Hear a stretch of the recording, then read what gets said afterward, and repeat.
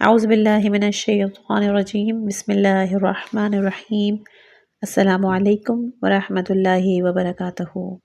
خوش آمدید صراط مستقیم کے اس اسلامی آڈیو بک چینلز پر، جہاں آپ کو اسلام کی تعلیمات، حکمت اور رہنمائی پر مبنی کتابیں سننے کا موقع ملے گا۔ ہمارا مقصد آپ کو دین کی صحیح راہ دکھانا اور آپ کے ایمان کو مضبوط کرنا ہے۔ اللہ تعالیٰ ہم سب کو اپنی ہدایت کی روشنی عطا فرمائے اور ہمیں صراط مستقیم پر چلنے کی توفیق دے۔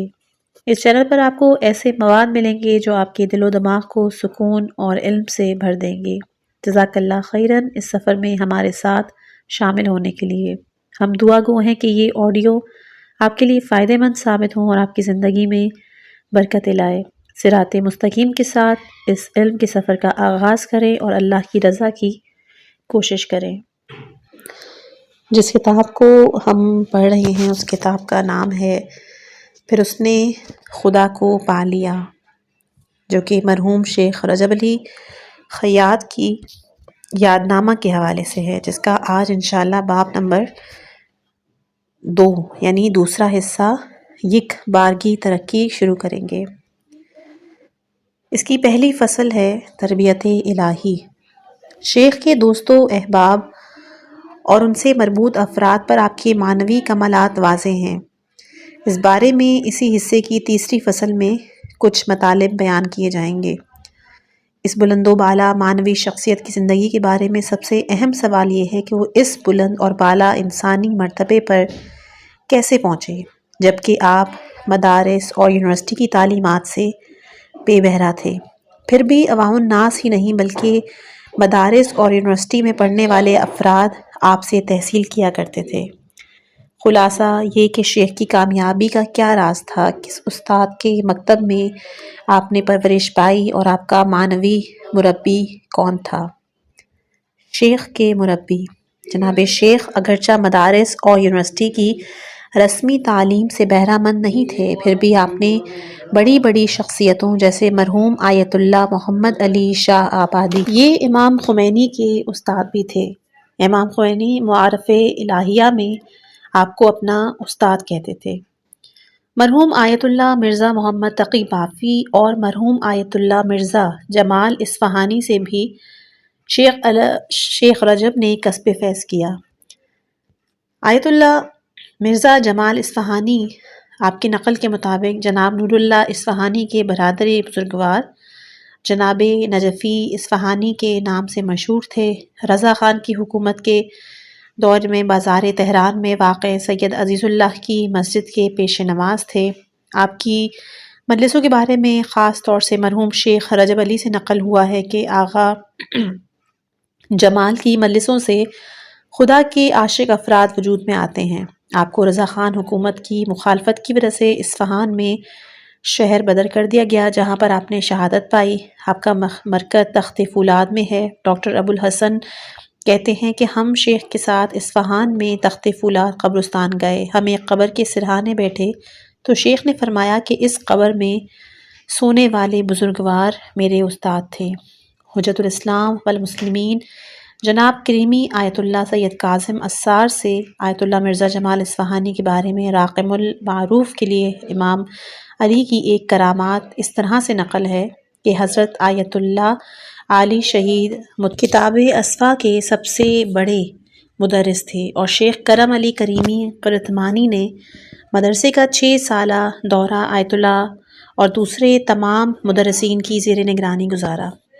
مرزا جمال اصفہانی کے بارے میں پہلا معجزہ آیت اللہ اسار نے اسفار کے درس میں روتے ہوئے اس طرح بیان کیا کہ حضرت آیت اللہ جمال نجفی اصفہانی کے جن کو اس زمانے میں پہلوی کی طرف سے تہران شہر بدر کر دیا گیا تھا، جو بازار تہران میں حاجی سید عزیز اللہ کی مسجد میں پیش نماز تھے اور صبح کو مدرسہ مروی میں درس دیا کرتے تھے، ان کا درس اتنے بلند پایا کا ہوتا کہ مدرسہ مروی اہل علم، علماء اور فضلاء سے پر رہا کرتا تھا، یہاں تک کہ بعض پیش نماز حضرات آپ سے حسد کرنے لگے۔ انہوں نے ایک میٹنگ کے جس میں لکھا گیا تھا کہ یہ ان پڑھ ہیں اور اصفہانی نے ایک کھیل کھیل کر علماء کو اپنے ارد گرد جمع کر لیا ہے، یہ طے کیا کہ جمال اصفہانی کا 3 دروس فلسفہ، فقہ اور اصول میں امتحان لیا جائے۔ جناب اسار فرماتے ہیں کہ مجھ کو فلسفے کا امتحان لینے کے لیے معین کیا اور دوسرے دو اشخاص کے جن کا نام مجھے یاد نہیں فقہ اور اصول کا امتحان کے لیے معین کیا، اور یہ طے کیا گیا کہ ہم تین الگ الگ بیٹھیں اور درس کے تمام سوال ان سے کریں۔ میں یعنی اسار کتاب اسفار کو اپنے ساتھ لے گیا۔ جب جمال نجفی نے فلسفے کا ایک مطلب بیان کرنا شروع کیا تو میں نے ان سے اسفار سے سوال کیا۔ انہوں نے ممبر سے میری طرف متوجہ ہوتے ہوئے بیان فرمایا، میں اس طرح تمہارا جواب نہیں دوں گا، تم استخارے کی طرح کتاب اسفار کھولو اور صفحے کے شروع کی سطر پڑھو۔ میں نے اسی طرح کیا اور صفحے کی شروع کی سطر پڑھی تو انہوں نے فرمایا کافی ہے۔ اس کے بعد انہوں نے مذکورہ صفحے کو پورا پڑھ کے سنایا اور ترجمہ کرنے کے بعد فرمایا، تم میرا امتحان لینے آئے ہو؟ میرے پاس میرا کچھ نہیں ہے، جو کچھ ہے وہ مولائے متقیان علی ابن ابی طالب کا صدقہ ہے۔ اس کے بعد حاجی جمال صاحب نے مولا کی کرامت اور معجزے کی کو اس طرح سے نقل کیا کہ میں نے 40 سال نجف اشرف میں علم دین حاصل کیا۔ اس کے بعد میں اجتہاد کے درجے پہ فائز ہوا تو میرے پدر بزرگوار نے اصفہان سے چند علماء کو بھیجا تاکہ میں اصفہان واپس پلٹ آؤں اور حوزہ علمیہ اصفہان کی باغدور سنبھالوں۔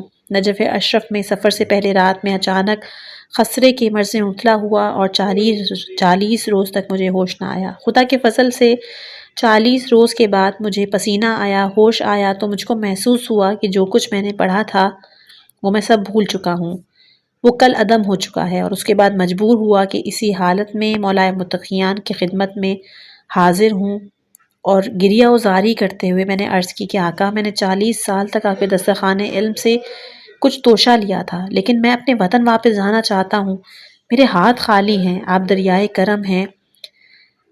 مرحوم اسار اس وقت گریہ کر رہے تھے۔ مرحوم آیت اللہ حاجی آقا جمال نے کہا کہ میں نے اتنا گریہ کیا کہ مجھ کو نیند آ گئی تو میں نے مولا کا دیدار کیا اور مولا نے شہد سے پر انگشت کو میرے دہن میں رکھا، مجھ پر کرم فرمایا، اور جب مجھ کو ہوش آیا میں گھر واپس پلٹا تو کیا دیکھا کہ جو کچھ اول عمر سے میں نے پڑھا تھا وہ سب کچھ مجھے زبانی یاد ہے۔ اور اس کے بعد آغا نے گریہ کرتے ہوئے کہا کہ حضرات میرے پاس میرا کچھ نہیں، جو کچھ بھی ہے وہ میرے مولا امیر المومنین علیہ السلام کا دیا ہوا صدقہ ہے۔ آپ آ کر میرا امتحان لیتے ہیں، مجھے خدا کے فضل و کرم اور امیر المومنین کی عنایت سے تمام درسی کتابیں یاد ہیں۔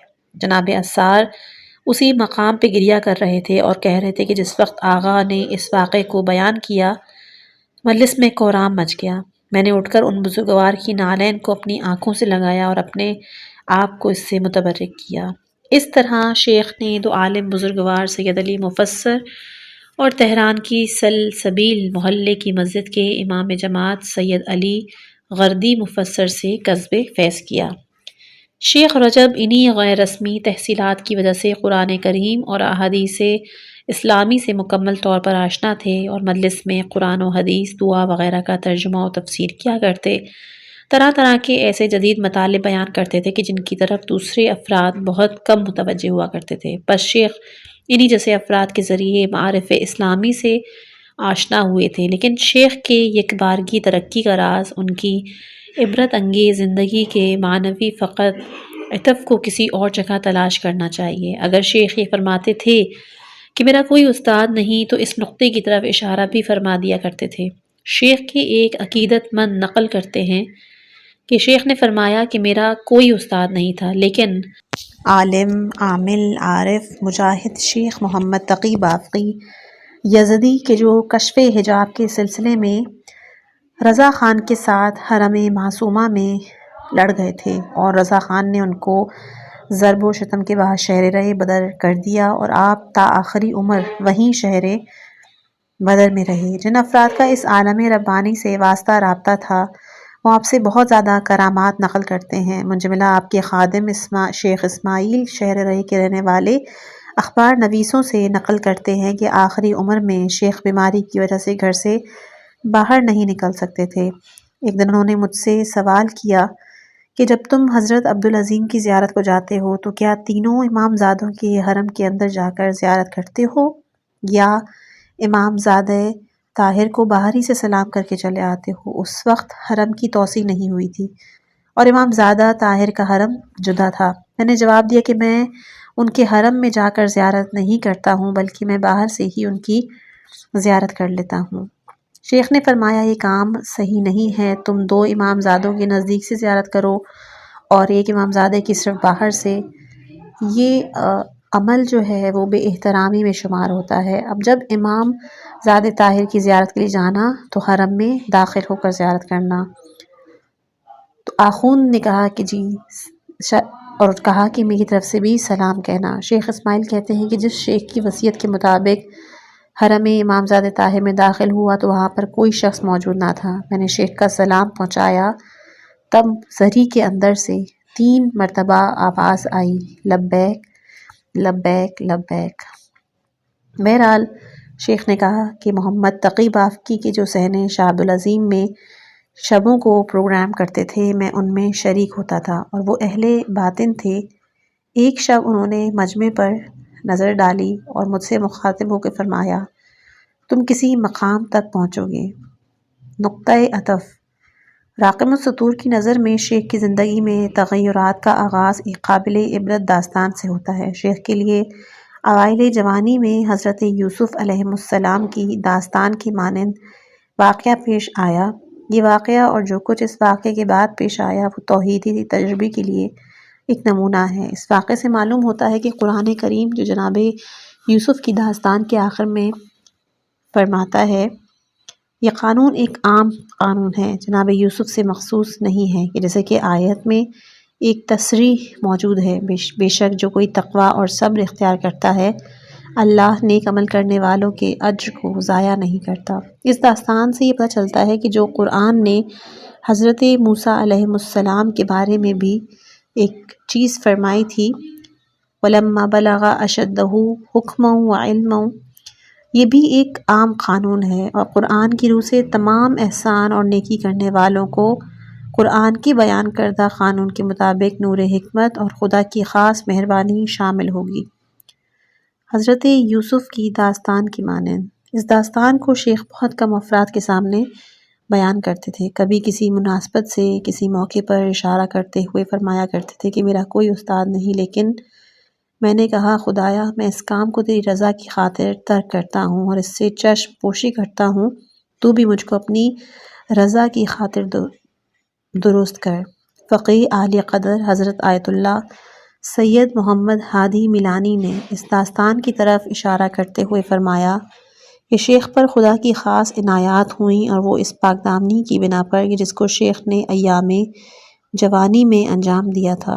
جناب شیخ نے خود اس ماجرے کی تفصیل ان بزرگوار سے ملاقات کے وقت فرمائی اور حجۃ الاسلام والمسلمین سید محمد علی میلانی فرزند آیت اللہ میلانی جو خود اس دیدار میں حاضر تھے، انہوں نے بھی اس واقعے کو بیان کیا۔ اس دیدار میں شیخ نے دوسرے نکات بھی فرمائے کہ جو کہ انشاءاللہ تیسرے حصے کی پہلی فصل میں بیان کیے جائیں گے۔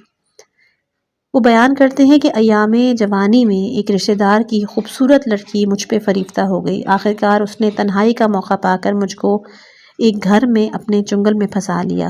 میں نے اپنے سے کہا کہ رجب علی، خدا تمہارا متعدد طریقوں سے امتحان لے گا، تم بھی ایک مرتبہ خدا کا امتحان لو اور اس لذت والے حرام کام سے خدا کی خاطر پرہیز کرو۔ اور اس کے بعد میں نے بارگاہ حدیث میں عرض کی، اے خدا میں اس گناہ کو تیری خاطر ترک کر رہا ہوں، تو بھی اپنی خاطر میری تربیت فرما۔ اس وقت میں نے حضرت یوسف کی طرح دلیری کے ساتھ گناہ کا مقابلہ کیا اور گناہ میں آلود ہونے سے تیزی کے ساتھ اجتناب کیا اور خطرے سے باہر آ گیا۔ میں پاک دامنی اور گناہ سے پرہیز کرنا آپ کی بصیرت کا موجب ہوا اور ان کی برزخ کی دید روشن ہو گئی، اور جو کچھ دوسرے نہ دیکھتے تھے نہ ہی سنتے تھے وہ آپ کو دکھنے اور سننے لگا۔ جناب شیخ سے نقل ہوا کہ آپ نے کہا کہ ایک روز میں مولوی چوراہے سے سیروس سڑک سے گلبند چوراہے تک گیا اور آیا، صرف ایک انسان کے چہرے کو دیکھا۔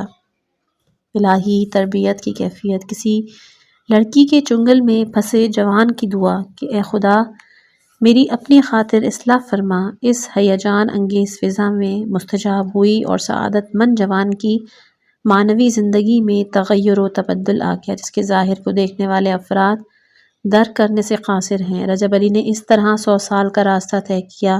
آپ رجب علی خیاط کے نام سے مشہور ہو گئے۔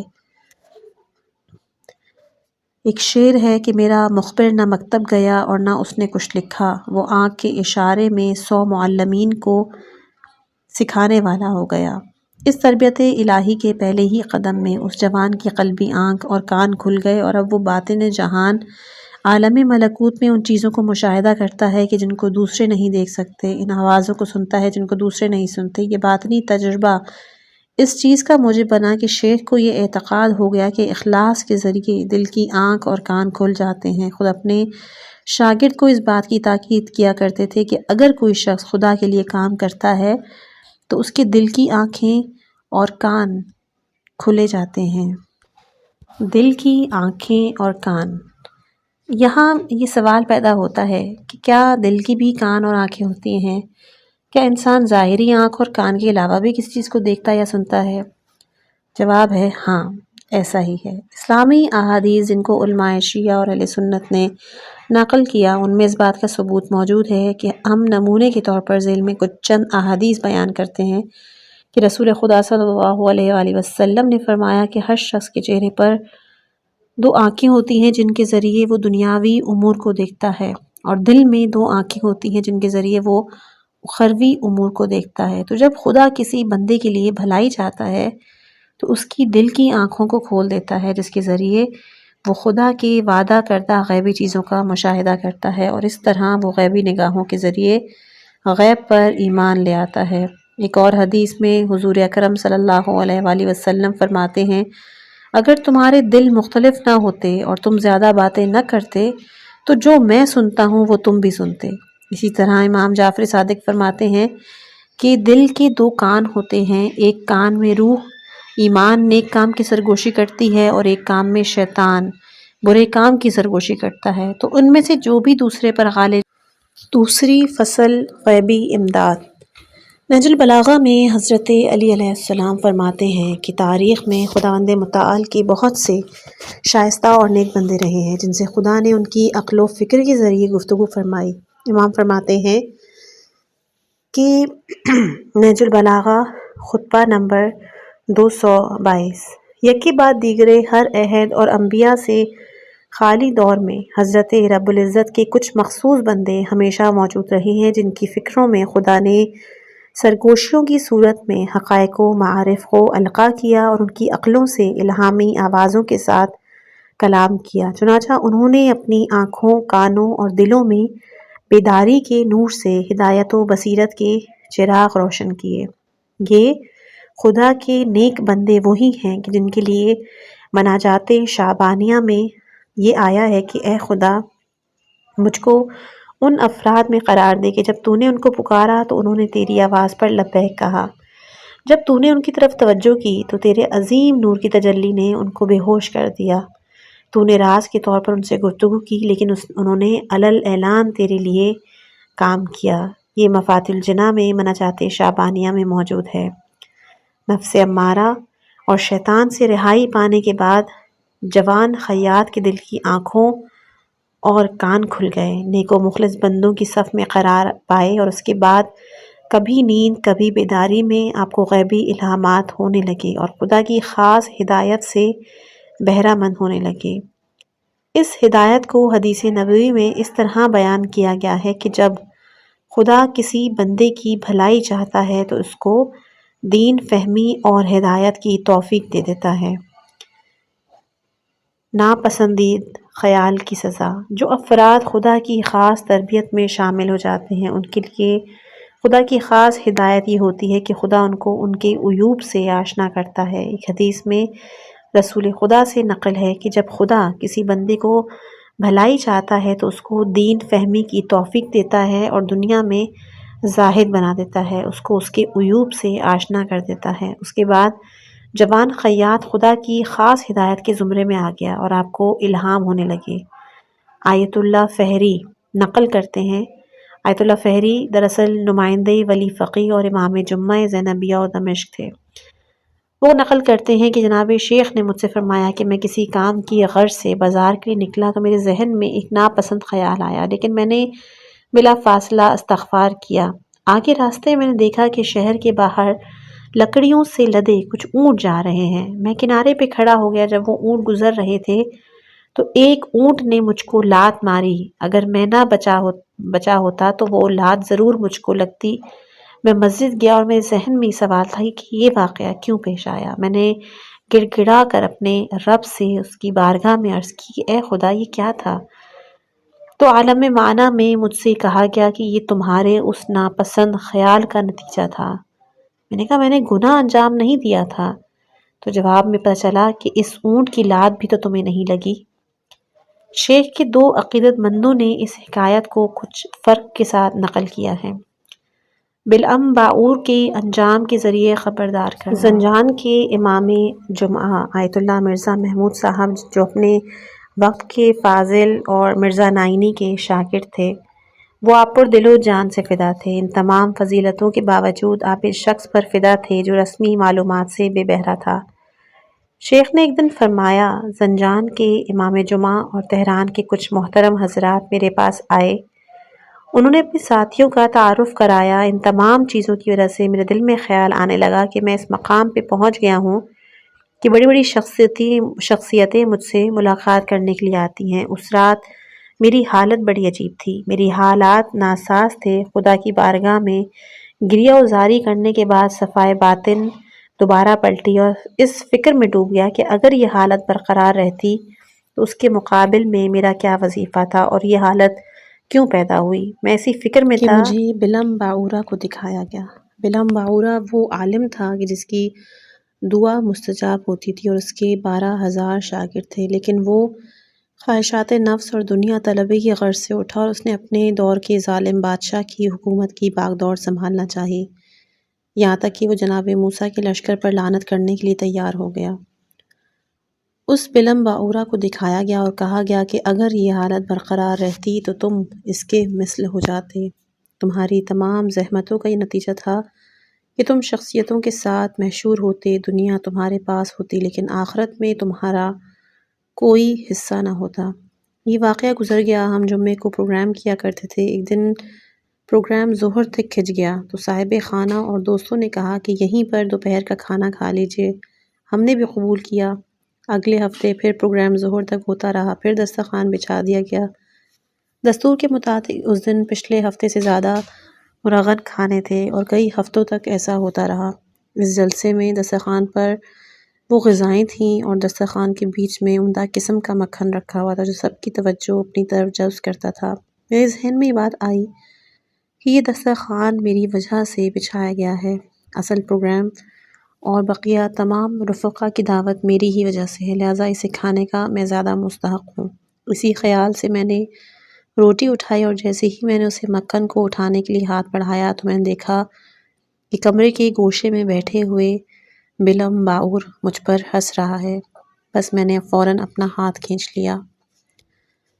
تم شکم سیر ہو جاؤ اور ہمسایہ بھوکا رہے۔ جناب شیخ کے ایک شاگرد کہتے ہیں کہ میں نے شیخ کو فرماتے سنا، ایک رات میں نے خواب میں دیکھا کہ میں مجرم ہوں اور پولیس کے کچھ افراد مجھ کو پکڑ کر جیل لے جا رہے ہیں۔ جب صبح کو اٹھا تو بہت پریشان تھا کہ آخر اس خواب کا کیا سبب ہے۔ خدا کی عنایت سے میں متوجہ ہوا کہ میرے خواب کا موضوع میرے ہمسائے سے متعلق ہے۔ اپنے گھر والوں سے کہا کہ جستجو کریں، مجھ کو خبر لا کر دیں۔ میرا پڑوسی مامار تھا۔ معلوم ہوا کہ کئی دن سے اس کو کوئی کام نہیں ملا اور کل رات وہ اور اس کی بیوی بھوکے سوئے تھے۔ مجھ سے کہا گیا وائے ہو تم پر، تم رات میں شکم سیر رہو اور تمہارا پڑوسی بھوکا رہے۔ اس وقت میرے پاس 3 عباسی پیسہ نقد موجود تھے۔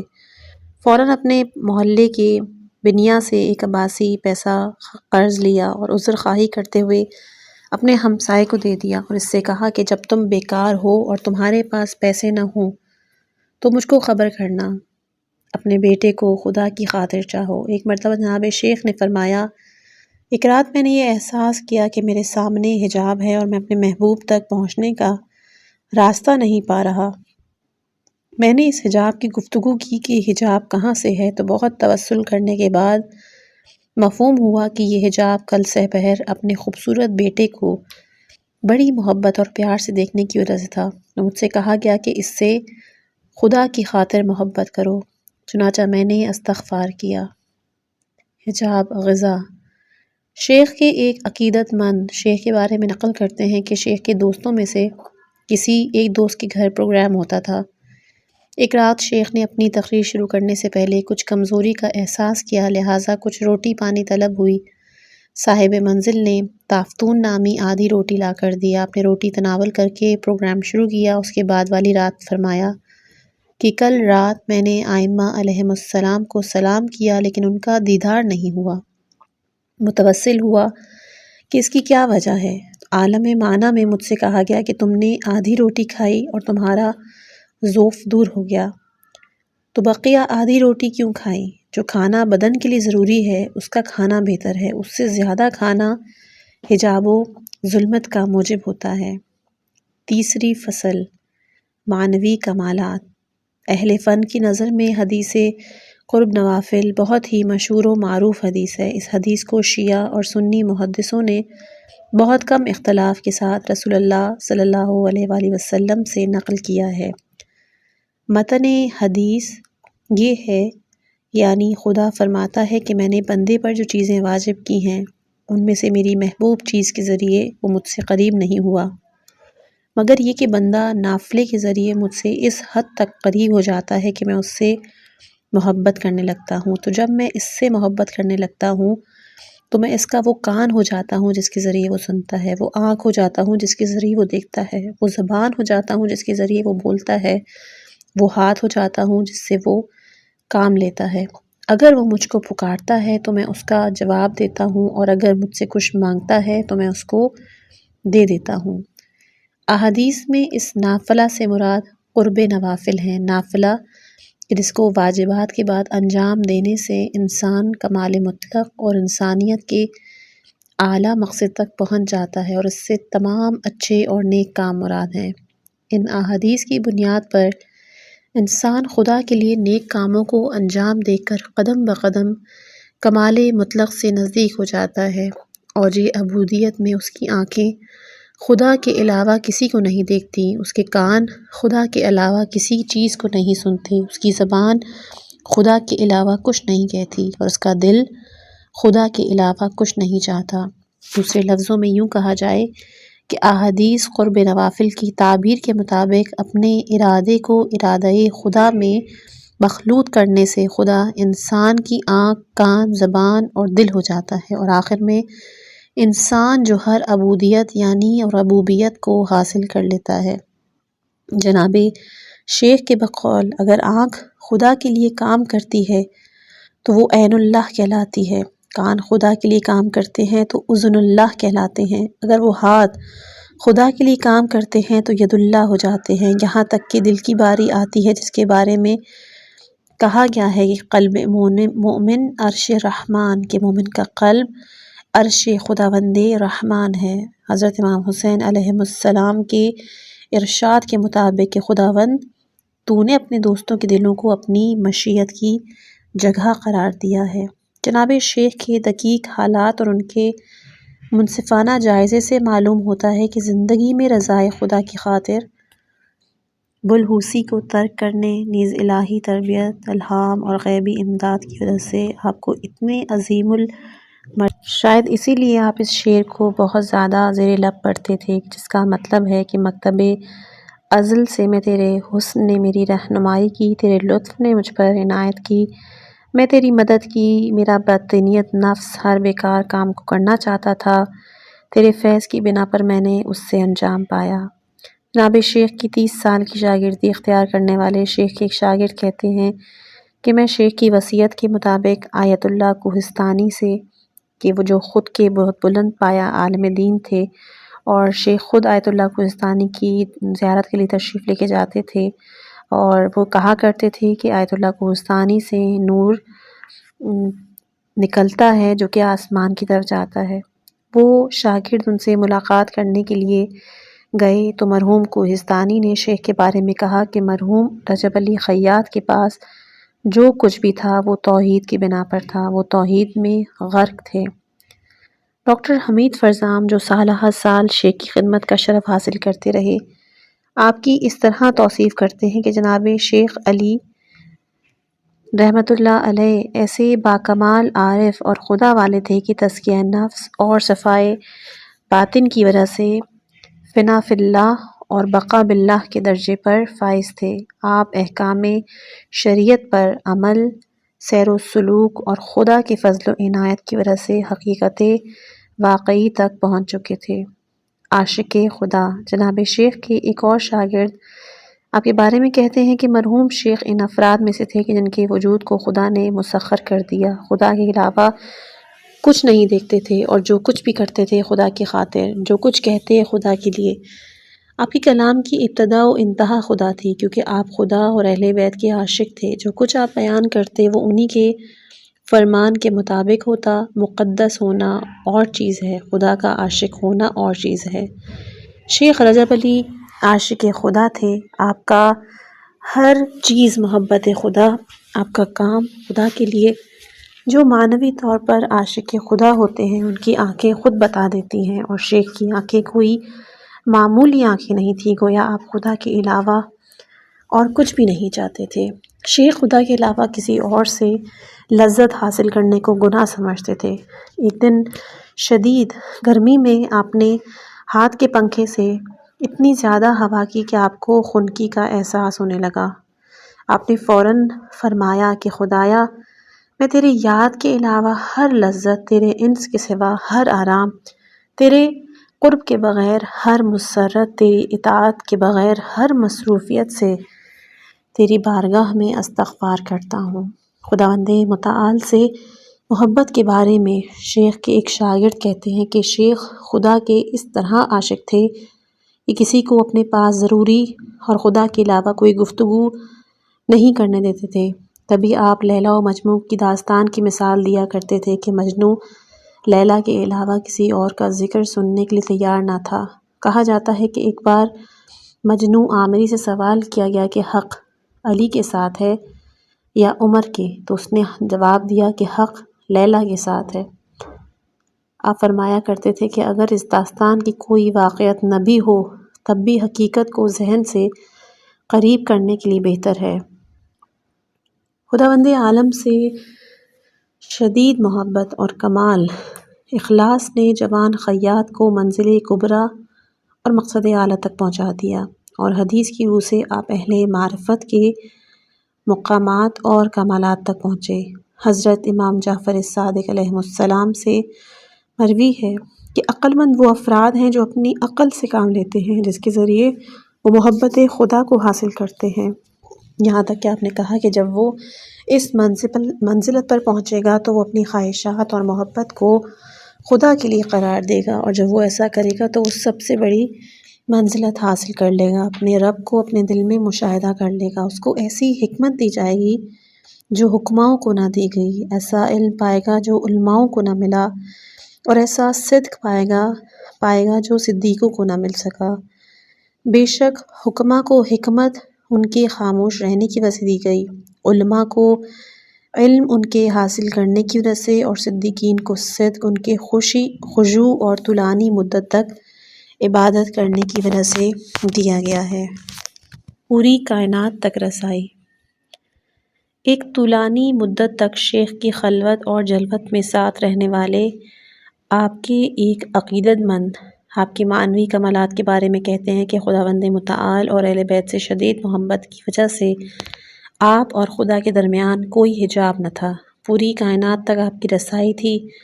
آغاز خلقت سے اب تک جو روح برزخ میں ہیں آپ ان سے گفتگو کرتے، جو کچھ کوئی اپنی پوری زندگی میں انجام دیا کرتا تھا اس کو صرف اپنے ارادے سے دیکھ لیا کرتے اور اس کے نشانات کو بتا دیا کرتے تھے، اور اگر کوئی آشکار کرنے کو کہتا تھا تو آشکار بھی کر دیا کرتے تھے۔ دیدار ملکوت۔ آسمان و زمین کے ملکوت کا دل کی آنکھوں سے مشاہدہ کرنا عین الیقین کے مرتبے پر پہنچنے کا زینہ ہے۔ سورہ انعام آیت نمبر 75۔ ہم نے ابراہیم کو آسمان و زمین کے ملکوت کا نظارہ کرایا تاکہ وہ اہل یقین میں سے ہو جائیں۔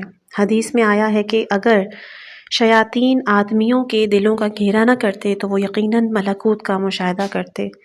جن افراد نے نفس اور شیطان کے چنگل سے رہائی پائی اور دل کے پردوں کو ہٹا دیا، وہی آسمان و زمین کے ملکوت کا مشاہدہ کر سکتے ہیں۔ اسی طرح وہ اولو العلم کی صف میں کھڑے ہوں گے اور فرشتوں سے بہت نزدیک ہوں گے، خدا وحدہ لا شریک کے شاہد ہوں گے۔ خدا فرماتا ہے کہ خدا، فرشتے اور اہل علم گواہ ہے کہ خدا کے سوا کوئی معبود نہیں۔ سورہ آل عمران آیت نمبر 18۔ شیخ کے ایک شاگرد نقل کرتے ہیں کہ میں نے مرحوم حاجی مقدسی تہران کے ایک بہت ہی مقدس واحل تقوی واعظ ہیں، ان سے سوال کیا کہ کیا پیغمبر اسلام کا یہ فرمان درست ہے کہ لولا ان الشیاطین یحیمون علی قلوب بنی آدم؟ آپ نے جواب دیا جی ہاں۔ شاگرد نے کہا تو کیا آپ آسمان اور زمین کے ملکوت کا مشاہدہ کرتے ہیں؟ آپ نے جواب دیا نہیں، لیکن شیخ رجب علی خیاط مشاہدہ کرتے ہیں۔ شیخ 60 سال کی عمر میں، مرحوم شیخ عبد الکریم حامد سے نقل ہوا ہے کہ 60 سال کی عمر میں شیخ کی وہ حالت تھی کہ آپ جس کو چاہتے تھے اس کو در کر لیا کرتے تھے۔ ہمارا علم کہاں اور ان کا علم کہاں؟ ڈاکٹر حمید فرزام کہتے ہیں کہ میں عام طور سے شب جمعہ شیخ کی خدمت میں حاضر ہونے کا شرف حاصل کرتا اور آپ کی نماز اور دعا کے پروگراموں میں شریک ہوتا، کہ یہاں تک کہ میرے ذہن میں کچھ سوال آئے کہ جن کو میں خاص طور سے شیخ کی خدمت میں ہی عرض کرنا چاہتا تھا، لہٰذا میں نے ہفتے کے دوران آپ کی خدمت میں حاضر ہونے کا ارادہ کیا۔ دوشنبے کے دن دوپہر کے بعد میں ان سے اپنے سوالات بیان کرنے کی غرض سے ان کی خدمت میں حاضر ہوا۔ وہ بہت ہی اچھا دن تھا۔ شیخ کی بزم میں یونیورسٹی کے استاد مرحوم حجت الاسلام ڈاکٹر محققی آیت اللہ بروجردی کے نمائندے موجود تھے۔ آپ کے پاس ایک نورانی شخصیت تھی، ایک نورانی شخصیت جن کا میں نے اب تک نہ دیدار کیا نہ ہی میں پہچانتا تھا۔ بہرحال میں نے اجازت حاصل کی اور خدمت میں حاضر ہوا۔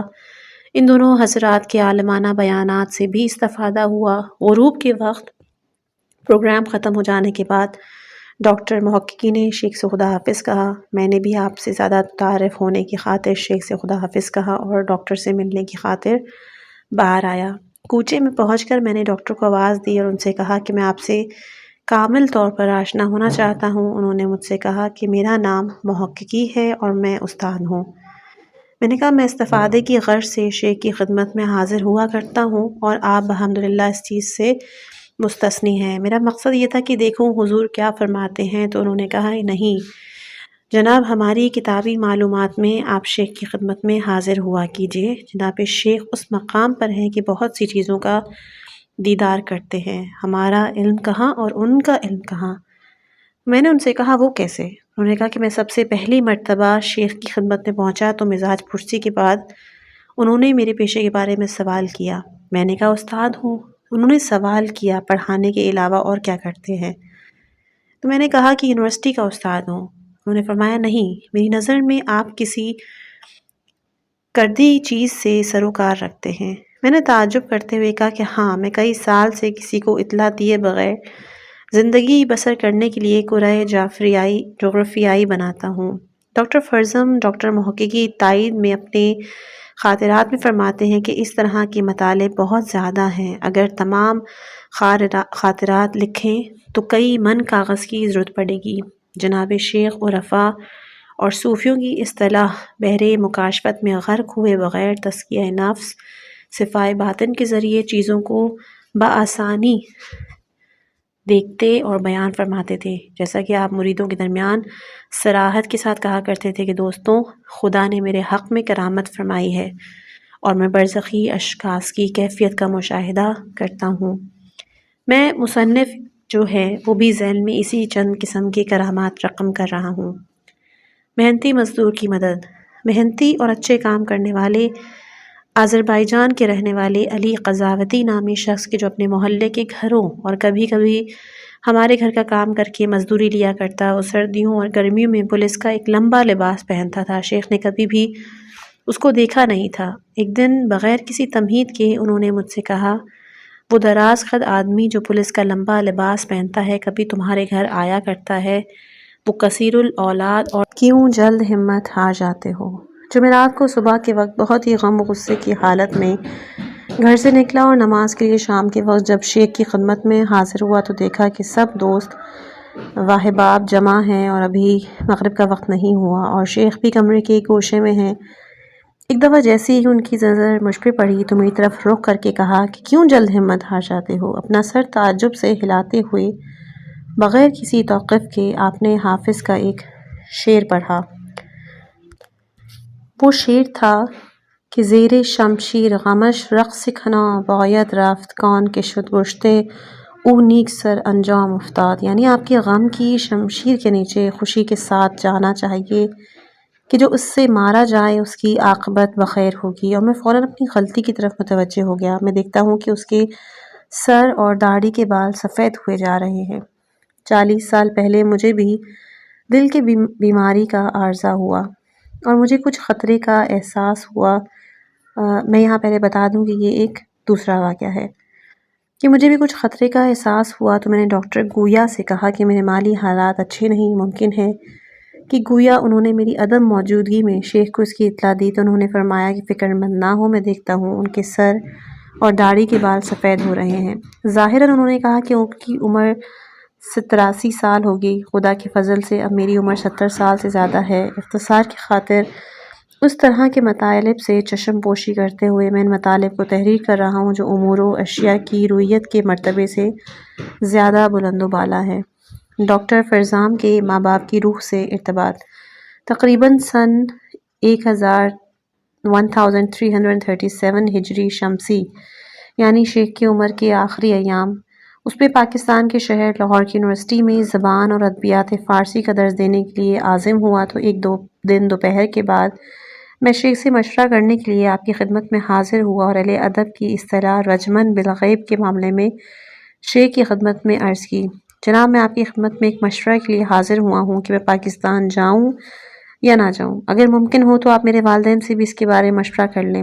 شیخ نے 3 مرتبہ کہا کہ 3 مرتبہ صلوات پڑھو۔ اس کے بعد آپ نے میرے والدین سے بات کرنا شروع کی اور آخر میں آپ رونے لگے۔ میں پریشان ہوا، عرض کیا کہ اگر میں جان لیتا کہ آپ گریہ کریں گے تو میں آپ کو زحمت ہی نہ دیتا، آپ میرے والدین سے سوال و جواب کریں۔ شیخ نے کہا کہ نہیں صاحب، میں نے ان سے حضرت حجت اجل اللہ تعالی فرجہ شریف کے ظہور کے بارے میں سوال کیا، اسی وجہ سے میں نے گریہ کیا۔ میرے باپ کی شکل و صورت اور حلیہ بتانے کے بعد انہوں نے کہا کہ آپ کی والدہ کے سر پہ چادر اور اپنی علاقائی کرمانی لہجے میں باتیں کر رہی تھیں اور میں ان کی بعض کلمات نہیں سمجھ پایا۔ میں نے عرض کی کہ ہاں، اگر انہوں نے کرمانی لہجے میں بات کی تو آپ ان کے بعض کلمات کو نہیں سمجھے ہوں گے۔ بعد میں شیخ نے کہا کہ ان کی باتوں کا خلاصہ یہ ہے کہ تم پاکستان نہیں جاؤ، اور تم پاکستان جا ہی کیوں رہے ہو؟ لہٰذا میں پاکستان نہیں گیا۔ والدین اور شیخ کی باتیں درست ثابت ہوئیں۔ ڈاکٹر ابوالحسن شیخ کا جناب شیخ رجب علی سے ارتباط کا سبب۔ جناب شیخ رجب علی کے فرزند نقل کرتے ہیں کہ مرحوم ڈاکٹر ابوالحسن شیخ جناب شیخ سے اپنے آشنا ہونے کے بارے میں کہتے ہیں کہ میرا شیخ رجب علی خیاط سے تعارف میری کئی مہینے سے گم ہو جانے والی بیوی کی وجہ سے ہوا۔ میں نے ان کو بہت ڈھونڈا لیکن وہ مجھے کہیں نہ مل سکی۔ میں نے بہت سے اہل وطن افراد سے بھی سوال کیا، کوئی فائدہ نہ ہوا۔ جب زیادہ پریشان ہوا تو کسی نے مجھے شیخ رجب علی کے مکان کا پتہ دیا اور میں پہلی دفعہ آپ کی خدمت میں آیا۔ آپ نے مجھ کو دیکھا تو کہا کہ آپ زیادہ فکر مند نہ ہوں، آپ کی بیوی امریکہ میں ہے اور 2 ہفتے بعد واپس آ جائے گی، اور واقعاً ایسا ہی ہوا۔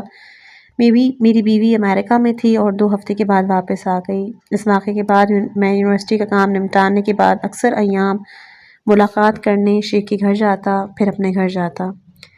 اس مجموعہ یعنی کتاب کی تدوین کے وقت جب ڈاکٹر شیخ سے میری 1375 ہجری شمسی میں انٹرویو لیا گیا تو انہوں نے کہا کہ ایک مرتبہ ہم شیخ کے ہمراہ قلعے کے پیچھے گئے تھے تو ہم نے ان کے لیے ایک گدھے کو کرائے پر لیا اور آپ اس پر سوار ہو گئے اور میں نے اس کی لگام پکڑ کر آگے آگے چلنے لگا۔ میں نے خود سے کہا کہ میں یونیورسٹی میں استاد بننا چاہتا ہوں، کیا کروں؟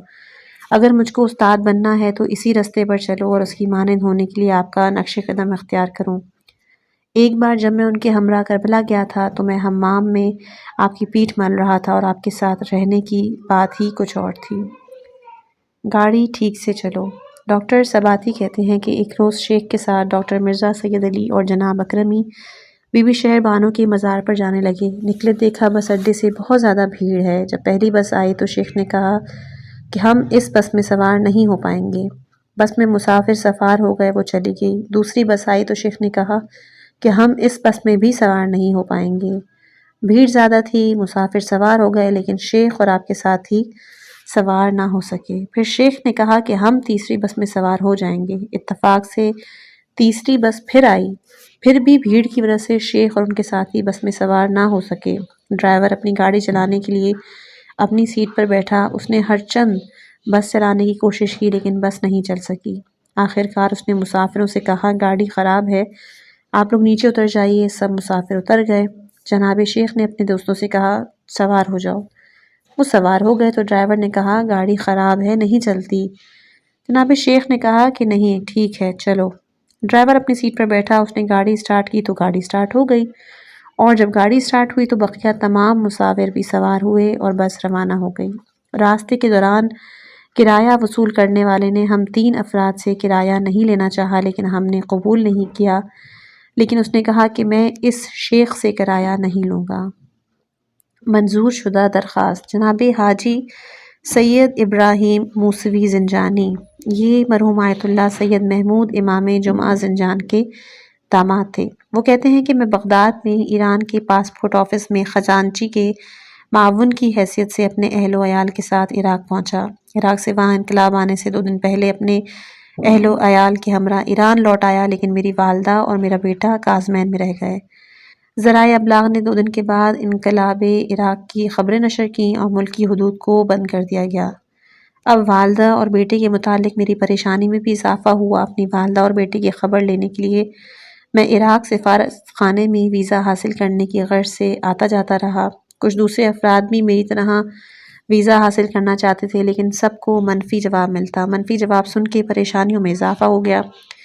محرم الحرام کا بھی زمانہ تھا، لہٰذا قم پہنچا اور رات کے وقت بالائے سر حرم مطہر میں بیٹھ کر بڑی ہی حالت تضرع کے ساتھ حضرت موسیٰ ابن جعفر سے مخصوص صلوات پڑھی اور ویزا حاصل کرنے کی خاطر ان بزرگوار سے متوسل ہوا۔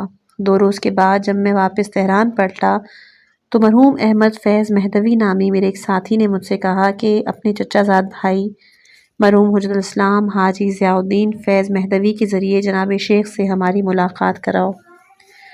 ہم یعنی حاجی ضیاء الدین صاحب کے ہمراہ شیخ کی دولت گدے پہ گئے۔ گھر میں داخل ہونے کے بعد ہم کو اس کمرے میں بھیجا جو بہت سادہ تھا اور اس کے آدھے میں فرش بچھا تھا۔ ہم کو 7 مرتبہ سورہ توحید کی تلاوت کرنے کے لیے کہا گیا۔ شیخ 7 عدد کے بہت زیادہ معتقد تھے۔ اس کے بعد انہوں نے ہم سے گفتگو شروع کی۔ جب آپ ہم کو واعظ و نصیحت فرما رہے تھے کہ اچانک انہوں نے مجھ سے کہا کہ آپ نے اچھی زیارت کی اور آپ کی درخواست قبول ہو گئی، اس کے آثار نمایاں ہیں اور میں بھی تم سے دعا کی التماس کرتا ہوں۔ میں نے شیخ سے سوال کیا کہ آپ کی مراد کون سی زیارت ہے؟ تو انہوں نے فرمایا میری مراد قم کی زیارت ہے، اور پھر انہوں نے اپنی نصیحتوں کو جاری رکھا۔ نفرین تاریکی کا باعث ہے۔ اسی دوران مرحوم جناب ضیاء الدین فیض مہدوی صاحب سے فرمایا کہ اتنی لعنت نہ کرو، لعنت تاریکی لاتی ہے، دعا کرو۔ مرحوم نے جواب دیا کہ آپ کا حکم سر آنکھوں پہ۔ درمیان گفتگو میرے لیے نصیحت کہ جس کا شروع اور آخر سے کوئی ربط نہیں تھا مبہم سی تھی۔ اگلے روز صبح جب وہ میرے ساتھی احمد فیض مہدوی صاحب کے لیے پچھلے دن کے پروگرام کی وضاحت کر رہے تھے تو انہوں نے ان سے سوال کیا کہ حاجی ضیاء صاحب کی لعنت کا کیا ماجرا ہے؟ فرمایا میرا چچا زاد بھائی یعنی حاجی جناب ضیاء الدین کا ایک فرزند ہے جس کی فکر غلط ہے اور وہ ہر نماز کے بعد اس پر لعنت کرتے ہیں۔ ہاں، میری دعا قبول ہونے کی طرف جو شیخ نے اشارہ کیا تھا، جب میں 2 روز بعد سفارت عراق کے لیے گیا تو ویزا دینے سے مربوط شخص نے مجھ کو دیکھ کر کہا لائیے اپنا پاسپورٹ مجھ کو دیں تاکہ میں مہر لگا دوں، اور اس نے اپنی پہلی سلطنتی مہر کی طرح مہر لگائی اور ملک کو کاٹ کر جمہوری لکھ دیا۔ سفارت کے ملازم کا یہ عمل تمام رجوع کرنے والوں کے لیے تعجب خیز چیز بنا۔ آخر ویزا لینے کے بعد میں بغداد کی طرف چلا اور یہ بھی معلوم ہو گیا کہ میرے علاوہ صرف امریکہ کے ایک خبر نگار کو بغداد میں داخل ہونے کی اجازت دی گئی ہے۔ خدا کے لیے مخلوق کے ساتھ تواضع کرنے کا اثر۔ شیخ کے ایک شاگرد نقل کرتے ہیں کہ شیخ کے ایک دوست نے نقل کیا کہ جب شیخ جناب مرتضیٰ زاہد صاحب کے جنازے کو قبر میں رکھ رہے تھے تو شیخ نے فرمایا کہ بغیر کسی فاصلے کے خداوند متعال کی جانب سے نکیرین کو خطاب ہوا، تم اس بندے کو میرے لیے چھوڑ دو، اس سے تمہیں کوئی سروکار نہیں۔ اس نے تمام عمر مخلوق کے ساتھ میری خاطر تواضع کی ہے، وہ اپنے اندر ذرہ برابر بھی غرور نہیں رکھتا تھا۔ اسی طرح شیخ نباتات کے ساتھ گفتگو میں کہتے ہیں کہ شیخ کے ایک شاگرد نقل کرتے ہیں کہ شیخ نے فرمایا کہ نباتات بھی زندہ ہیں، وہ ایک دوسرے سے گفتگو کرتے ہیں اور میں ان سے باتیں کرتا ہوں اور وہ مجھ سے اپنی خاصیتوں کو بیان کرتے ہیں۔ پنکھا ایجاد کرنے والے کی جزا۔ شیخ کے ایک شاگرد نقل کرتے ہیں کہ آپ نے فرمایا کہ ایک دن ایک چھوٹا سا پنکھا مجھ کو ہدیے کے طور پر دیا گیا۔ میں نے دیکھا کہ برزخ میں اس کے ایجاد کرنے والے کے سامنے ایک پنکھا رکھا ہوا ہے۔ یہ مکاشفہ ان روایات کے اس مفہوم کی تائید کرتا ہے کہ جس میں کہا گیا ہے کہ کافرین اگرچہ کہ قطعاً بہشت میں نہیں جائیں گے، پھر بھی اگر انہوں نے کوئی نیک کام انجام دیا تو ضرور ان کو جزا ملے گی۔ ایک حدیث میں رسول خدا سے بھی منقول ہے کہ جو شخص نیک عمل کرے گا چاہے وہ مسلمان ہو یا کافر، خدا کو اس عمل کی جزا دے گا۔ عرض کیا گیا کہ کافر کو کیسے جزا ملے گی؟ تو فرمایا کہ اگر اس نے صلہ رحم کیا یا صدقہ دیا یا نیک اعمال انجام کیا تو خدا اس کو ان کاموں کے عوض میں مال، اولاد، سلامتی اور ان کے مثل جزا دے گا۔ عرض کیا آخرت میں ان کو کیسے جزا ملے گی؟ تو فرمایا ان کے عذاب میں کمی کر دی جائے گی۔ اس وقت آپ نے اس آیت کی تلاوت کی تھی کہ فرعون کے خاندان کو سخت سے سخت عذاب کا مزہ چکھاؤ۔ مشروب دعا کا مستجاب ہونا۔ شیخ کے دوست نقل کرتے ہیں کہ شیخ کے ایک شاگرد کے ہاں اولاد نہیں ہوتی تھی، بہت ادھر ادھر گئے لیکن ان کو کوئی فائدہ نہ مل سکا، یہاں تک کہ ایک پروگرام میں بھی موجود تھا۔ انہوں نے شیخ کی خدمت میں عرض کی کہ میں ایک بیٹا چاہتا ہوں تاکہ میرے مرنے کے بعد میرا نام و نشان باقی رہے۔ تو شیخ نے کہا کہ میں آپ کو بعد میں جواب دوں گا۔ مدت گزر گئی، میرے بعد شیخ نے ان کو کیا جواب دیا تھا مجھے اس کی خبر نہیں، یہاں تک کہ مجھ کو ولیمے میں شرکت کے لیے دعوت دی۔ میں نے سوال کیا کہ یہ ولیمہ کس لیے ہے؟ تو جواب ملا کہ خدا نے مجھ کو ایک بیٹی عطا کی۔ مجھے وہ پروگرام یاد آیا جس میں شیخ کے ساتھ تھا، تو میں نے کہا کیا شیخ کی دعا مستجاب ہو گئی؟ تو اس نے جواب دیا کہ بڑی شرائط کے ساتھ۔ میں نے کہا کیا مطلب؟ تو جواب دیتے ہیں کہ ہم سے عہد و پیمان لیا کہ ہر سال بچے کی ولادت کی سالگرہ کے موقع پر ایک گائے کا بچہ امام زادے ابو الحسن کے دیہات یعنی شہر رئی کے نزدیک ایک دیہات ہے، اس میں لے جا کر ذبح کر کے وہاں کے رہنے والوں کو کھلا دینا۔ ہمارے عہد و پیمان کا یہ پہلا سال ہے۔ 7 سال تک اس عہد و پیمان کو عملی جامہ پہنایا جاتا آ رہا ہے۔ 8ویں سال بچی کا والد ملک سے باہر کسی اور ملک میں گیا ہوا تھا، اس وجہ سے وہ اپنے عہد و پیمان پر عمل نہ کر سکا اور اسی سال اس بچی کا انتقال ہو گیا۔ اس حادثے کے بعد وہ بہت پریشان شیخ کی خدمت میں حاضر ہو کر ان کو حادثے کی اطلاع دینا چاہتا تھا، لہٰذا میں نے کہا کہ کیا آج رات میرے ساتھ شیخ کی دولت قضا پر چلنے کے لیے تیار ہیں؟ اس نے کہا ہاں۔ میں اس سے پہلے پہنچا، شیخ کی خدمت میں عرض کیا کہ فلاں کی حالت اپنی بیٹی کی مر جانے کی وجہ سے صحیح نہیں۔ تو شیخ نے کہا میں کیا کروں؟ کیا مسلمان ہونے کی پہلی شرط عہد کو پورا کرنا نہیں ہے؟ اس نے اپنے عہد پر عمل نہیں کیا۔ اس کے بعد دوسرا شخص آیا، شیخ نے اس سے کچھ مزاح کرتے ہوئے کہا کہ پریشان مت ہو، خدا نے اس کے عوض بہشت میں کئی گھر عنایت کر دیے ہیں، صرف تم خیال رکھنا اور ان کو مال کے سلسلے میں مدد۔ شیخ کی وفات کے بعد کسی شخص نے شیخ کی تعریف کرتے ہوئے ان کے ایک فرزند سے کہا کہ میں نے اپنا گھر بیچ دیا تھا اور اس کی رقم بینک میں جمع کرنے گیا لیکن بینک بند ہو چکا تھا، لہٰذا رقم کو گھر لے گیا۔ رات میں کوئی شخص اس رقم کو چرا لے گیا۔ میں نے پولیس کے ذریعے تفتیش کرائی لیکن کسی نتیجے تک نہیں پہنچ سکا۔ امام زمانہ سے توسل ہوا تو 40ویں رات مجھ کو شیخ کے مکان کا پتہ دیا گیا ہے۔ میں صبح کے وجل شیخ کی خدمت میں حاضر ہوا اور مشکل ان کے سامنے رکھی۔ شیخ نے کہا میں دعا لکھنے والا یا فال دینے والا تو ہوں نہیں، تم سے غلط کہا گیا ہے۔ میں نے کہا اپنے جد کی قسم آپ کا دامن نہیں چھوڑوں گا۔ شیخ کچھ دیر کے لیے ٹھہرے اور مجھ کو گھر میں اندر لے جانے کے بعد فرمایا کہ تم دار امین جاؤ، فلاں دیہات کے فلاں مکان میں یکے بعد دیگرے 2 کمرے ہیں، دوسرے کمرے میں تمہارا رقم ابریش کے لال رنگ کے رومال میں بندھی ہوئی تنور کے کنارے بالکل صحیح اور سالم رکھا ہے، تم ان کو اٹھا کر باہر چلے آنا اور اگر مالک مکان چائے پینے کو کہے تو بھی چائے نہ پینا اور تیزی کے ساتھ گھر سے باہر چلے آنا۔ میں نے اسی پتے پر جو میرے ہی نوکر کا گھر تھا وہاں گیا۔ مالک مکان نے خیال کیا کہ میں پولیس کو لے کر آیا ہوں، لہٰذا میں دوسرے کمرے میں گیا، شیخ کی بتائی ہوئی جگہ سے رقم کو اٹھایا۔ مالک مکان نے چائے پینے کے لیے کہا لیکن میں نے نہ پی اور گھر سے چلا گیا۔ ساری رقم 100 تومان تھی۔ میں نے ان سے آدھا شکریہ کے طور پر شیخ کی خدمت میں دی لیکن آپ نے قبول نہیں کی۔ میری اس وقت خوشی کا ٹھکانہ نہ رہا جب شیخ نے میرے بہت اصرار کے بعد ان میں سے 20 تومان قبول کیے، لیکن اپنے لیے نہیں بلکہ مجھ کو واپس کرتے ہوئے کہا کہ میں تم کو چند غریبوں کا پتہ دے رہا ہوں جن کی اپنی لڑکیوں کی شادی کرنے کے لیے جہیز کی ضرورت ہے۔ اس کام کو کسی دوسرے کے ذمے مت کرنا، تم خود جانا، انہیں جن چیزوں کی ضرورت ہو خرید کر اور دے دینا۔ خود شیخ نے 1 ریال بھی نہ لیا۔ سرخ سیب کی خوشبو۔ جناب شیخ کے ایک دوسرے دوست سے منقول ہے کہ میں آپ کے ہمراہ کاشان گیا۔ شیخ کی عادت تھی کہ جب آپ کہیں تشریف لے جاتے تو سب سے پہلے اہل قبور کی زیارت کرتے۔ جب ہم کاشان کے قبرستان میں پہنچے تو شیخ نے کہا السلام علیکم یا ابا عبداللہ۔ چند قدم آگے چلنے کے بعد شیخ نے کہا کہ تم کو کسی چیز کی خوشبو تو نہیں آ رہی؟ میں نے کہا نہیں، کیسی خوشبو؟ فرمایا تمہیں سرخ سیب کی خوشبو کا احساس نہیں ہو رہا؟ میں نے کہا نہیں، ہم قبرستان کے نگہبان کے پاس پہنچے۔ شیخ نے اس سے سوال کیا کہ کیا قبرستان میں آج کسی کو دفن کیا کیا ہے؟ اس نے کہا جی، آپ کے آنے سے کچھ دیر پہلے ہی ایک شخص کو دفن کیا ہے اور وہ ہم کو نئی قبر کے پاس لے گیا۔ اس جگہ سے ہم نے سرخ سیب کی خوشبو محسوس کی تو ہم نے سوال کیا یہ خوشبو کیسی ہے؟ تو شیخ نے کہا کہ جب اس شخص کو یہاں دفن کر دیا تو سید الشہداء اس کے پاس تشریف لائے، جس کی وجہ سے اہل قبرستان کا عذاب اٹھا لیا گیا ہے۔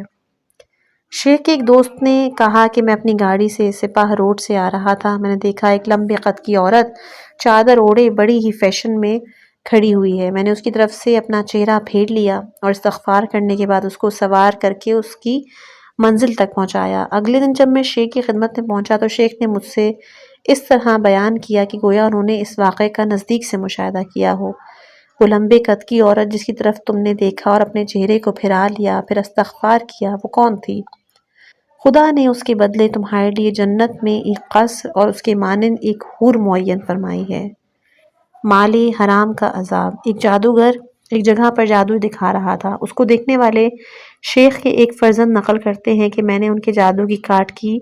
جادوگر بہت کوشش کرتا رہا لیکن کچھ نہ کر سکا۔ آخرکار وہ اس بات کی طرف متوجہ ہوا کہ میں اس کے جادو کی کاٹ کر رہا ہوں، لہٰذا اس نے مجھ سے التماس کی کہ میرے پیٹ پر لات نہ مارو۔ اس کے بعد اس نے مجھے ایک بیش قیمت خالیچہ دیا۔ میں اس خالیچے کو گھر لے کر آیا۔ جب میرے والد نے اس کو دیکھا تو فرمایا کہ تم یہ خالیچہ کس نے دیا ہے؟ اس سے دھواں اور آگ نکل رہی ہے، فوراً یہ خالیچہ اس کے مالک کو دے کر آؤ، اور میں نے بھی پھر اس کو واپس کر دیا۔ ریکارڈ کا کام نہ کرنا۔ شیخ کے ایک بیٹے نقل کرتے ہیں کہ میں اپنے پدر بزرگوار کے ساتھ کسی رشتہ دار کی شادی میں شریک ہوا۔ جب میزبان کو شیخ کے آنے کی خبر ہوئی تو اس نے جوانوں سے ریکارڈ بند کرنے کے لیے کہا۔ جب ہم شادی محفل میں پہنچے تو نوجوان بچے یہ دیکھنے کے لیے آئے کہ ہم اس شخص کا دیدار کریں جس کی وجہ سے ہم کو ریکارڈ بند کرنے کے لیے کہا گیا ہے۔ جب انہوں نے شیخ کا دیدار کیا تو کہنے لگے ہم کو ان کی وجہ سے ریکارڈ بند کرنے کے لیے کہا گیا ہے۔ انہوں نے دوبارہ جا کے ریکارڈ چلا دیا۔ میں نے ابھی آدھی آئس کریم ہی کھائی تھی کہ والد نے مجھ سے کہا کہ اٹھو چلے۔ مجھے نہیں معلوم تھا کہ مسئلہ کیا ہے تو میں نے کہا ابا جان ابھی تو میں نے اپنی آئس کریم بھی نہیں کھائی۔ تو والد نے کہا ٹھیک ہے کھڑے ہو جاؤ۔ جیسے ہی ہم دروازے سے نکلے تو ہم نے یہ سنا کہ ریکارڈ جل گیا ہے۔ دوسرا ریکارڈ لایا گیا، وہ بھی جل گیا۔ اس واقعے سے میزبان شیخ کے عقیدت مندوں میں شامل ہو گئے تھے۔ جوان عاشق کا توسل کرنا۔ شیخ کے ایک دوست کہتے ہیں کہ ہم مشہد مقدس کے ایک سفر میں شیخ کے ہمراہ تھے۔ مولا رضا کے صحن مطہر میں ایک جوان لوہے کی جالی کے نزدیک فریاد و گریہ کر رہا تھا۔ مولا رضا کو ان کی والدہ محترمہ کی قسم دے رہا تھا۔ جناب شیخ نے مجھ سے کہا کہ اس کے پاس جاؤ اور کہہ دو کہ تمہارا کام بن گیا ہے، اب چلے جاؤ۔ میں نے آگے بڑھ کر اس سے کہا تو وہ جوان شکریہ ادا کرتے ہوئے وہاں سے چلا گیا۔ میں نے شیخ کی خدمت میں کہا کہ کیا معاملہ تھا تو انہوں نے کہا کہ یہ جوان ایک لڑکی پر عاشق ہے اور اس سے شادی کرنا چاہتا ہے، لیکن لڑکی کے گھر والے اس سے شادی نہیں کرنا چاہتے۔ اس نے امام سے توسل کیا اور امام نے فرمایا کہ اس کا کام ہو گیا ہے، اس سے کہو کہ چلا جائے۔ شیخ کے ایک شاگرد کہتے ہیں کہ ایک دن بازار میں میری ایک دیندار شخص سے دینی اور علمی بحث چھڑ گئی۔ میں جتنی بھی دلیلیں پیش کیں وہ ان کو بالکل قبول نہیں کرتا، بہت زیادہ غصہ۔ 1 گھنٹے بعد میں شیخ کی خدمت میں پہنچا۔ جب انہوں نے مجھے دیکھا تو کہا کس شخص کے ساتھ جھگڑا کر کے آئے ہو؟ میں نے سارا واقعہ ان کو بتا دیا۔ انہوں نے کہا کہ اس طرح کے موقع پر غصہ مت ہوا کرو، ائمہ کی سیرت اختیار کرو، اگر یہ دیکھو کہ کوئی بات تمہاری قبول نہیں کر رہا تو گفتگو کرنا بند کر دیا کرو۔ اس کی داڑھی سے کیا مطلب؟ شیخ کے شاگرد نقل کرتے ہیں کہ میں ایک رات پروگرام میں تاخیر سے پہنچا تو شیخ مناجات میں مشغول تھے۔ پروگرام میں بیٹھے ہوئے تمام حضرات کو دیکھا۔ میری نظر ایک داڑھی منڈے شخص پر پڑی تو دل ہی دل میں ناراض ہوا اور خود سے کہنے لگا کہ اس شخص نے داڑھی کیوں منڈوائی۔ قبلہ رو بیٹھے جناب شیخ نے اچانک دعا روک کر کہا، تم کو اس کی داڑھی سے کیا مطلب؟ اس کے اعمال کو دیکھو، شاید ان میں کوئی ایسا حسن ہو جو تم میں نہ پایا جاتا ہو۔ شیخ یہ کہنے کے بعد پھر دعا میں مشغول ہو گئے۔ شیطانی وسوسے کا جواب۔ شیخ کے ایک فرزند نقل کرتے ہیں کہ ایک روز میں اپنے والد کے ہمراہ جا رہا تھا تو میں نے دیکھا کہ وہ سجی دھجی بے پردہ عورتیں ایک میرے والد صاحب کے دائیں اور دوسری بائیں طرف سے چل رہی ہے۔ دونوں کے ہاتھ میں پھرکی تھی اور میرے والد سے کہہ رہی تھی، شیخ ہماری پھرکی کو دیکھو، کس کی پھرکی اچھی ہے، کون اچھی گھوم رہی ہے۔ میں چھوٹا تھا اور کچھ کہہ نہیں سکتا تھا۔ میرے والد کوئی توجہ نہیں کر رہے تھے اور ان کا سر جھکا ہوا تھا اور وہ مسکرا رہے تھے۔ وہ چند قدم ہمارے ساتھ آئیں اور اچانک غائب ہو گئیں۔ تو میں نے والد سے سوال کیا، یہ کون تھیں؟ تو والد نے کہا کہ یہ دونوں شیطان تھیں۔ دوسرا حصہ اس کتاب کا مکمل ہوا۔ انشاءاللہ امید کرتی ہوں کہ یہ واقعات آپ کو سمجھ میں آئے ہوں گے، اور اگر کہیں پر میری زبان سے کوئی غلط جملہ نکلا ہو یا پھر جو آپ کو نہ سمجھ میں آیا ہو تو مجھے معاف کیجیے گا، کیونکہ لکھائی اس کتاب کی کچھ ایسی تھی کہ کہیں پر کچھ الفاظ پڑھنے میں مشکل ہو رہی تھی۔ بہرحال اپنی دعاؤں میں یاد رکھیے گا۔ انشاءاللہ اگلی آڈیو میں تیسرے حصے کے ساتھ شامل حال ہوں۔